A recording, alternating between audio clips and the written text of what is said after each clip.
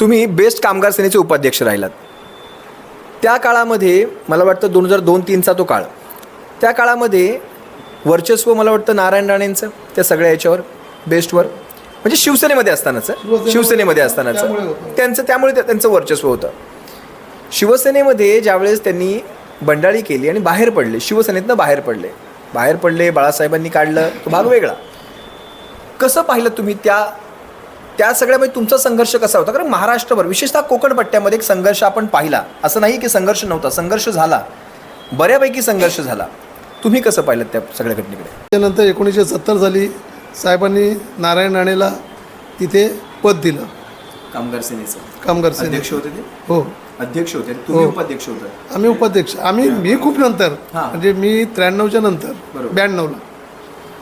आणि त्याच्या अगोदर आम्हाला ते माहीत होतं, कारण बंगल्यावर आम्ही कधी जायचो त्यावेळेला आम्हाला ते माहीत होतं की नारायण राणेला 1970ला तिथे आणलं साहेबांनी. त्यावेळेला मीच लढलो, ज्यावेळेला तो फुटला आमच्यातून आणि त्यांनी दावा केला होता. त्यावेळेला मी म्हणालो की तू कधी आला, तू कधी शिवसेना आणलीस, बाळासाहेबांच्या शिवसेनेत आल्यामुळे तुला तो स्थान दिलं गेलं, तो पद दिलं गेलं, मी म्हणालो. आणि त्याच्यानंतर मी, सुहास सामंत, गणाचार्य आणि अनिल कोकिळ आम्ही कोर्टामध्ये गेलो, आम्ही पार्टी झालो. त्याच्यानंतर कोर्टाने आदेश दिला की निवडणूक होऊन जाऊ द्या. आणि ती निवडणूक अगदी अतितटीची झाली, जशी एखादी नगरसेवकांची कशी निवडणूक होती. मला वाटतं 2002 साल असेल, किती असेल? 2005. त्यावेळेला साहेब म्हणाले होते की नाऱ्याच्या कंबड्यात लाथ घाला, आणि हा एकच शब्द मी ऐकला. आणि त्याच्यानंतर आम्ही म्हणजे खुंडगाठ बांधले की याला पूर्ण नेस्तनाबूत करायचं आहे. त्या निवडणुकीमध्ये संपूर्ण मुंबईतून सगळ्यात जास्त मताने मी आलो. आणि मी ज्या आगारात हो, अरे ग्रेट, सगळ्या डेपोमधून तुम्हाला पूर्ण मुंबईतून जेवढे BSTचे डेपो आहेत, जिथपर्यंत BST आहे त्याच्यातून मी सगळ्यात जास्त मताने वैयक्तिक मी निवडून आलो. आणि ज्या आगारामध्ये मी काम करत होतो त्या आगारात तो आगार सर्वप्रथम आला. आणि ही दोन्ही बक्षिसं उद्धव साहेबांनी मला षण्मुख हॉलमध्ये त्यांच्या हाताने मला प्रदान केली. ज्यावेळेला नारायण राणे फुटला आमच्यातून, त्यावेळेला सर्वप्रथम बेस्ट समितीवर सुहास सामंत होता. सुहास सामंतने सर्वप्रथम गाठला, प्रतीक्षानगर डेपोला येऊन माझी चौकशी केली की आता राजन कुठे भेटेल. संध्याकाळचे 6 वाजले होते, 6:30पर्यंत ते बसून राहिले. नंतर माझी त्यांची भेट झाली. भेट झाल्यानंतर त्यांनी सांगितलं, राजन उद्या नारायण राणे आपल्या बेस्ट कामगार सेनेचा ताबा घ्यायला येतो आहे. माझ्या कुठे? डेपोला. आमचा ऑफिस त्यावेळेला इथे होता, आपल्या सैतान चौकीला एक शाळा आहे, BMCची शाळा आहे तिथे, सैतान चौकीला. त्या BMCच्या शाळेमध्ये ग्राउंडला आमचा शिव उद्योग आणि बेस्ट कामगार सेनेचं ऑफिस होतं. त्यावेळेला आम्ही तिथे बसायचो आणि ताबा घ्यायला येणार होता. मग शिवसैनिक म्हणून माझ्यातला जो शिवसैनिक जागा झाला, मी बेसिकली 1971 पासून जोडला गेलो आहे. माझा वय त्यावेळेला हार्डली 12 वर्ष असतील, कदाचित कमी वर्ष असेल. त्यावेळेला दत्ताजी साळवे आमचे, त्यांनी शिवसेनेत प्रवेश केला होता साहेबांबरोबर. आणि साहेबांची एक फार मोठी सभा झाली डिलाय रोडला. आणि माझे वडील शिवसैनिक होते त्यावेळेला. तिथे बबन धारवडकर म्हणून आमचे नगरसेवक होते, पहिले नगरसेवक. बरोबर. आणि तिथे मी एकदम आकृष्ट झालो साहेबांचं जो भाषण ऐकल्यावर. जर तृतीयपंथी असेल, तरुण पण होतं ते एकदम, तृतीयपंथी असेल, शालेय जीवन होतं माझं, तृतीयपंथी असेल तो सुद्धा मत बनायचा. अरे साहेबांच्या भाषणामध्ये इतका जबरदस्त ताकद होती. आणि तिथून मी ओढला गेलो. त्याच्यानंतर बावला मस्जिदमध्ये दारूगोळा वगैरे सापडला होता, तिथे मी काहीतरी कारनामे केले. नंतर आम्हाला चिल्ड्रन होममध्ये टाकत होते. पण आमचे त्यावेळेला बाळासाहेबांकडे ते केस केल्यानंतर बबन धारवडकर आमचे आले, त्यांनी मला तिथून वाचवलं. नगरसेवक होते. वय काय असेल तुमचं त्यावेळेस? 12ला 1.5-2 महिने. वर्षामध्ये आजकालची मुलांना आपल्याला काही कळत नाही. तुम्हाला शिवसेना कळाली होती त्या काळात? वडिलांची हे आमच्या ताप होती. वडिलांचा जो त्यांनी कृतार्थ आताचा स्पर्श होता वडिलांचा की बाबा उद्या काही झालं मोठा झालास तर त्यावेळेला बाळासाहेबांना बाळ ठाकरे म्हणून समोर जायचे. बाळ ठाकरे म्हणायचं. साहेबांनी सुद्धा खूप संघर्ष केले, खूप मार खाल्ले साहेबांनी त्यावेळेला. आम्ही त्यावेळेला फक्त पेपरमध्ये वाचायचो, त्यावेळेला टी व्ही वगैरे माध्यमं नव्हती, खरंच. पण ते वाचून आमचं रक्त सळसळायचं की मी मोठा का नाही बाळासाहेबांबरोबर जायला असं वाटायचं. म्हणजे वय 12 हे फार कमी वाटायचं. मार्मिकचं कसं त्यावेळेस सगळा प्रवास होता. मार्मिकमुळे सुद्धा म्हणजे चेतना पेटवली गेली होती खरं पाहायला गेलं तर. तो काळ मार्मिकचा होता. मार्मिकमध्ये ज्या वेळेला मराठी लोकांना एकदम कुचेष्टेने त्यांच्याकडे जे पदार्थ होते म्हणून गणलं जायचं, त्यांचा म्हणजे मराठ्यांचा पदोपदी अपमान करणारे त्यावेळेला आजची जे लोक आहेत गुजराती लोक त्यावेळेला ते घाटी म्हणून संबोधायचे. आणि दादा म्हणजे आमचे प्रबोधनकार ठाकरे, बाळासाहेबांच्या वडिलांना ते सहन झालं नाही की मी मराठी आहे ना, आणि ते म्हणजे प्रबोधनच करायचे, समाज प्रबोधनच करत होते. आणि त्यांना ते सहन झालं नाही. त्यांनी आपल्या मुलाला म्हणजे स्वतःच्या मुलाला बाळासाहेबांना सांगितलं, बाळ बघतोच काय, उठ. आणि आज हे जे चाललं आहे याला कुठेतरी वाचा फोड. आणि त्यावेळेला बाळासाहेबांनी फार महत्त्वाचं बोलताय तुम्ही. एक डोक्यात आणलं की अरे आमची मराठी पोरं नाक्यावर उभे राहून ट्यूबलाईटी, बल्ब, सोडा वॉटरच्या बाटल्या मारतात, आपसातच मारामाऱ्या करतात, काय यांना एकत्र करू नये आपण. आणि बाळासाहेबांनी सर्व मराठ्यांना, मराठी मुलं जे जसे आमचे बाब्याबाई होते, आमचे रामदासबाई, श्याम नायडू वगैरे, तर अंगरक्षक हे लोक सगळेच म्हणजे इथे बसलेल्यापैकी बऱ्याच जणांनी त्यावेळेला आपलं योगदान दिलेलं आहे. त्यावेळेला मग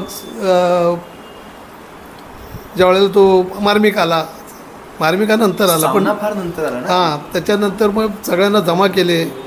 मग ते शिवसेनेच्या प्रवाहात होतं का आणखी? नाही मार्मिकच्या अगोदर शिवसेनेच्या प्रवाहात सगळे जे आमचे त्यावेळेची डॅशिंग पॉवर असणारी जी मराठी पोरं होती त्यांना आपसात लढण्यापेक्षा त्यांना ते सगळं मिटवलं, आपसातले हेवे मिटवले. आणि त्यांनी सांगितलं की लढा त्या आपल्या स्वधर्मासाठी, मराठी माणसासाठी लढा. आणि त्याच्यानंतर दादांनी शिवसेना हा नाव सर्व जाती, मराठीमध्ये सर्व जातींना म्हणजे पोट जात नाही, नुसतं मराठी या एका मोठ्या छताखाली तुम्ही सर्वांनी एकत्र या. जात पात धर्म पंथ प्रांत बाळासाहेबांनी एकत्र या. तुम्ही 18 पगड जाती जमाती बलुती सर्वांनी एकत्र या. ते रविवारचं काय म्हणतात? रविवारचा कुठला प्रसंग? रविवारचं जत्रा असते. नाही रविवारची जत्रा नाही, मार्मिकचं गुरुवारी यायची. गुरुवारचा जत्रा, मार्मिक असायचं ना, त्याचं मधलं पान उघडल्याच्या नंतर आहे ना, दर गुरुवारी मार्मिक यायचा. मधलं पान उघडल्यानंतर ना रविवारची जत्रा असायची. वाक्य असायचं त्याच्यामध्ये व्यंगचित्र बाळासाहेब मुख्य व्यंगचित्र पण त्याच्या आतमध्ये जे होतं ना, बाळासाहेब ते सदर करायचे सुरुवातीला, मार्गदर्शन असायचं. ते स्वतः हे करायचे. आणि त्याच्यामध्ये तुम्हाला सांगतो मी, हे व्हायच्या अगोदर लहानपण म्हणजे शिवसेना यायच्या अगोदर प्रमोद नवरकरांचे बेरडाचे नवशक्तीमध्ये सदर असायचं, भाटिया भागामध्ये. आणि नंतर मार्मिकमध्ये पण त्यांचं सदर होतं. आणि भटक्याची भ्रमंतीमध्ये त्यांचा काय विषय काय असायचा? भटक्याच्या भ्रमंतीमध्ये सांग काय राहिलं तुम्ही सांग. हां, ते तुम्ही तर आहात. भटक्याच्या भ्रमंतीमध्ये त्यांच्याकडे एक ॲम्बॅसेडर होती. आता माझ्याकडे नंबर आठवत नाही मला. गाडी हो, ॲम्बॅसेडर असायची, सफेद कवर वगैरे सगळं असायचं. आणि अर्ध्या चड्डीवरच असायची, अर्ध्या चड्डीवर. साहेब अर्ध्या पॅन्टवर असायचे. हो, त्यावेळेला ते असे पट्टेवाल्या हाफ पॅन्टी असायच्या, नाडीसारख्या. गाडीत कपडे असायचे, पण वेश पालटून त्यांना ते काही गोष्टी आत्मसात करायच्या होत्या. तर म्हणजे प्रमोद नवलकरांचा. ओके. तुम्ही जे भटक्याची भ्रमंती म्हणताय ना, आता तो सदर, तो जो सदर काढला ना, आता तुम्ही जो विषय काढला भटक्याची भ्रमंती, हा सदर असायचा त्याच्यात.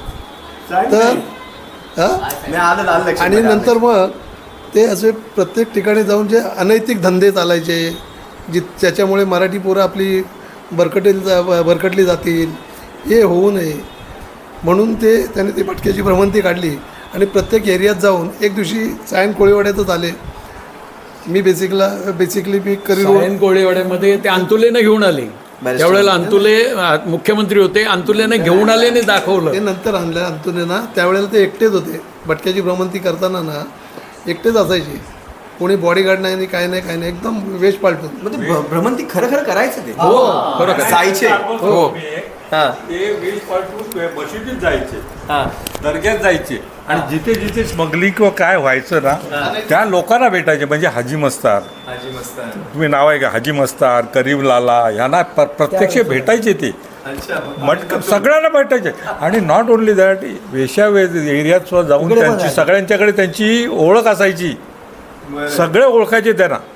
आणि त्यावेळेस जे त्यांना जे सापडायचं हो त्याला सगळं सापडायचं. ते भटक्याची ते भटक्याची भ्रमंती. आणि मग ते मारपीट होती त्याची. ते भटक्या. त्यांनी काढलेले. हा. व्यवसाय कुठे कुठे चालायचा तो पण काढायचा. प्रत्यक्षामध्ये नवलकर लेनमध्ये सुद्धा व्यवसाय चालायचा. नवलकर लेन कुठे आले? गिरगावात. आणि ते माझ्याकडे एक दिवशी रात्री आले. त्यांनी मला ओळखलं नाही, पण ते मोठे नेते, आम्ही नवीन उदयाला आलेली पोरं. तर मलाच बोलवलं रात्री, काहीतरी 2-2:30चा टाईम असेल. आम्ही पण आपले भटकत असायचो. तो बोलले, अरे इकडे रे बाळा, इथे दारूच्या भट्ट्या कुठे कुठे लागतात? बोला जय महाराष्ट्र. अरे मला ओळखलं. तुम्हाला कसं कळालं पण ते आहेत? नवलकर साहेब. आता आम्ही प्रत्येक वेळेला आम्ही म्हणजे त्यावेळेला माझं बंगल्यावर थोडंसं येणं जाणं चालू झालेलं. आमच्या वडिलांनी जो कानमंत्र दिला की मोठा झालास तर बाळ ठाकरेंना कधी विसरू नकोस. विसरायचं नाही. कारण त्यावेळेला मला बबन दारवटकरांनी आमच्या बाहेर काढलं होतं. मग त्याच्यात खूप म्हणजे ते बोलण्यासारखं नाही इतकं कांड झालं होतं काय. कारण साहेबांचं भाषण ऐकलं आणि त्या मुसलमानांनी फार म्हणजे त्यांच्या मस्जिदीमध्ये दारूगोळा वगैरे अशी सामान्य तलवारी वगैरे मिळाल्या होत्या. झालं त्याच्यानंतर मग आम्ही मोठे झाल्यानंतर प्रवाहात यायला लागलो. त्यावेळेला बंगल्यावर वगैरे कधीतरी म्हणजे स्वतः नाही, आमचा एक मारुती मोरे म्हणून होता, मारुती पेलवान, त्याच्याबरोबर मी असायचो, तो माझा मित्र. मग आम्ही बंगल्यावर जाणं येणं चालू झालं काय. त्यावेळेला आम्ही बघायचो ना बाबा हे नवलकर आहे.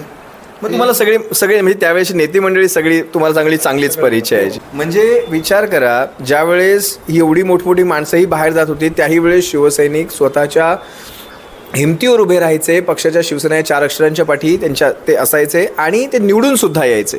ही अशी परिस्थिती. आजही ज्या वेळेला ही सगळी झेंड 40 जण पळून गेले, त्यांनी हेही विचार केला ना की बाळासाहेबांनी आज आम्हाला म्हणजे जमिनीच्या लेवलला असताना आज बाळासाहेबांनी जवळजवळ आकाशाच्या उंचीला पोचवलं. अशा नालायक लोकांनी 40 लोकांनी जे उद्धव साहेबांबरोबर गद्दारी केली. त्याच्यानंतर आम्ही सगळे आपल्या आपल्या क्षेत्रामध्ये काम करत होतो, पण आम्ही त्यावेळेला पेटून उठलो. बरोबर. हे जेव्हा प्रकार बघितला त्यावेळेला मग आम्ही ठरवलं की नाही, आता आपण सगळे पुनर्बांधणी करून एकत्रपणे यायलाच पाहिजे. आपल्याला हीच ती वेळ आहे. आज बाळासाहेब पण नाही आहेत, पण उद्धव साहेबांच्या पाठी आपल्याला कसंही करून पुन्हा काही एकत्र करून. आलात. आणि त्याच्यानंतर आम्ही ते नाव दिलं की जिथे जेव्हा परिस्थिती बिकट तेव्हा ज्येष्ठ शिवसैनिक तिखट.